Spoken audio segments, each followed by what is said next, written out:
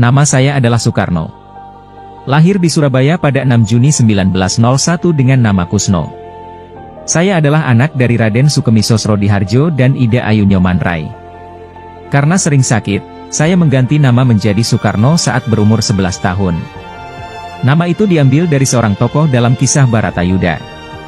Saya adalah seorang anak yang cerdas dan berbakat. Saya belajar di HIS, HBS, dan THS di Bandung. Di sana, saya bertemu dengan tokoh-tokoh penting seperti Cipto Mangunkusumo, Muhammad Hatta, Sultan Syahrir, dan lain-lain. Saya juga mulai tertarik dengan gerakan nasionalisme dan anti-kolonialisme. Pada tahun 1927, saya mendirikan Partai Nasional Indonesia, PNI, bersama teman-teman. Partai ini bertujuan untuk memperjuangkan kemerdekaan Indonesia dari penjajahan Belanda. Saya menjadi pemimpin dan juru bicara partai ini. Saya sering menyampaikan pidato-pidato yang menggugah semangat rakyat Indonesia. Namun, perjuangan saya tidak mudah. Saya sering ditangkap, diadili, dan diasingkan oleh pemerintah kolonial Belanda. Saya pernah diasingkan ke Flores, Bengkulu, dan Ende. Di sana, saya tetap berkomunikasi dengan para pejuang kemerdekaan lainnya. Saya juga menikah dengan beberapa wanita, antara lain Inggit Garnasi, Fatmawati, Hartini, Ratna Sari Dewi, dan lain-lain. Pada tanggal 17 Agustus 1945, setelah Jepang menyerah kepada sekutu, saya bersama Muhammad Hatta memproklamasikan kemerdekaan Indonesia di Jalan Pegangsaan Timur nomor 56 Jakarta. Saya menjadi presiden pertama Republik Indonesia dan Hatta menjadi wakil presiden. Sebagai presiden, saya menghadapi berbagai tantangan dan konflik. Saya harus mempertahankan kemerdekaan Indonesia dari agresi militer Belanda dan pemberontakan separatis di beberapa daerah. Saya juga harus mengatasi masalah politik, ekonomi, sosial, dan budaya di dalam negeri.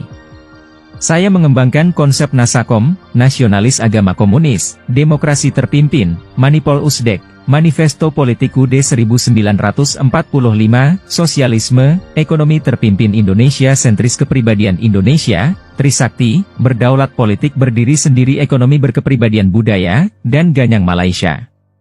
Saya juga menjadi tokoh penting dalam konferensi Asia Afrika yang diadakan di Bandung pada tahun 1955.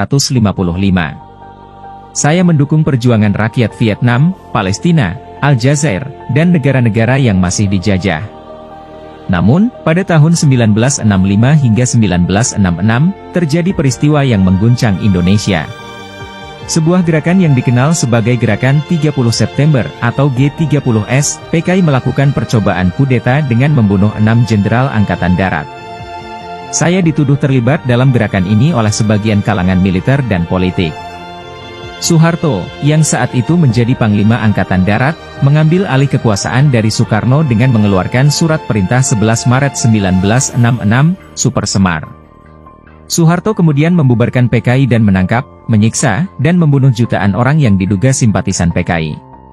Saya menjadi presiden tanpa kekuasaan. Saya dilarang keluar rumah dan dikawal ketat oleh militer. Saya juga ditekan untuk menyerahkan jabatan kepada Soeharto. Pada tahun 1967, Majelis Permusyawaratan Rakyat Sementara, MPRS, menolak pertanggungjawaban saya dan memberhentikan dari jabatan presiden. Soeharto menjadi presiden definitif Republik Indonesia. Saya meninggal dunia pada 21 Juni 1970 di Jakarta karena sakit ginjal. Saya dimakamkan di Blitar, Jawa Timur, dengan upacara militer yang sederhana. Namun, jutaan rakyat Indonesia tetap menghormati dan mengenang jasa-jasanya sebagai proklamator dan bapak bangsa.